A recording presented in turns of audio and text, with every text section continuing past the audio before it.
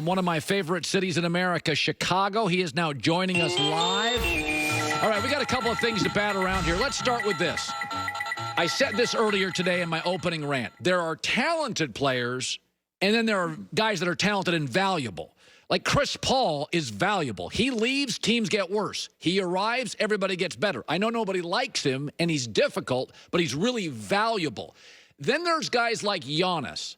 I know he's talented, but Antoine, I'm over it. He's a bad late game player. They can't come from behind. Like, where do you land right now on Giannis in Milwaukee? Giannis is a guy, and I agree with you to a certain degree, is that it's tough to coach him because he's a two-time MVP, and I don't want to take anything away from that. He's earned that award, and he's done a great job over the last 4 or 5 years of developing his game. But if he wants to be a champion, he has to get a post-up game. He has to get a mid-range game.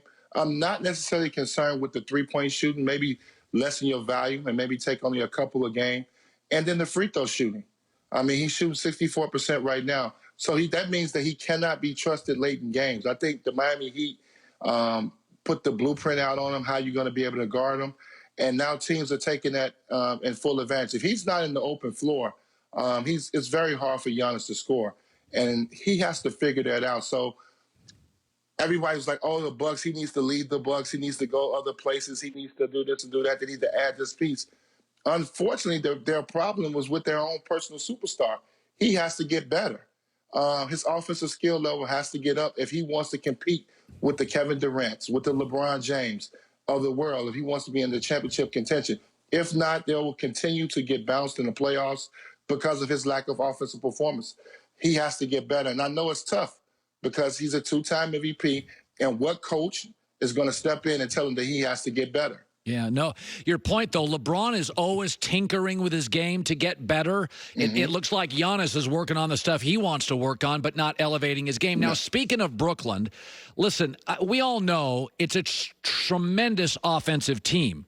I still don't think you can play. I think KD and James Harden could win a title if they were better defensively on the other spaces. What do you do with three great offensive players? I mean, I watch them when they play. They're terrible defensively, Antoine. Yeah, it's unfortunate because they're so talented offensively. This is the first time in NBA history that we're seeing three guys that do not really need each other offensively. All three of these guys can score the basketball, can do amazing things on the offensive end. But when you want to win a championship, Colin, you got to make sacrifices. When I played for the Miami Heat, I was in the prime of my career. When I came in, Pat Riley told me I need to make a sacrifice. I couldn't be a 20-10 guy no more. I had to do other things on the floor. The team was built around Shaq and D-Wade. These guys, somebody is going to have to make a commitment on the defensive end. I think Kevin Durant is very capable of doing that. We've seen him be a very good two-way player. James Harden has the body and the strength to be a good player. We see him make some defensive plays from time to time. But that's the question mark is Kyrie Irving. Kyrie Irving's never made a commitment to the defensive end, and he hurts you because the point guard is the toughest position in the NBA.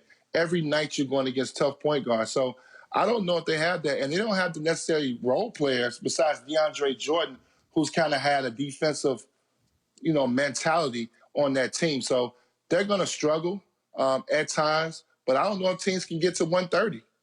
I don't know how many NBA teams in a 7-game series can get to 130. And then you got moments like last night where any one of those guys can get you 40. And that's very difficult to beat. Yeah. It's interesting. This past week, I was home, and I was watching Boston lose to Washington, and the internet exploded, and people were banging on Brad Stevens. And my takeaway was watching that game. Have we overvalued the Celtics' talent? Now, I like Jason Tatum. I think he's really a spectacular talent. But I look at the rest of that team, and I think it's a lot of guys. And I think to myself, nothing against Danny Ainge, but I don't see a lot of difference-maker players. Are the Celtics just a good team because they just have mostly good players? They are a good team. I don't believe they're a championship team, especially now in the Eastern Conference where you got James Harden that's added to the Brooklyn Nets, and that's going to be very difficult for the next couple of years to get past them. But you got to start from the top. I think Kemba Walker's not the same guy. Because of injury. I think they're downplaying his knee.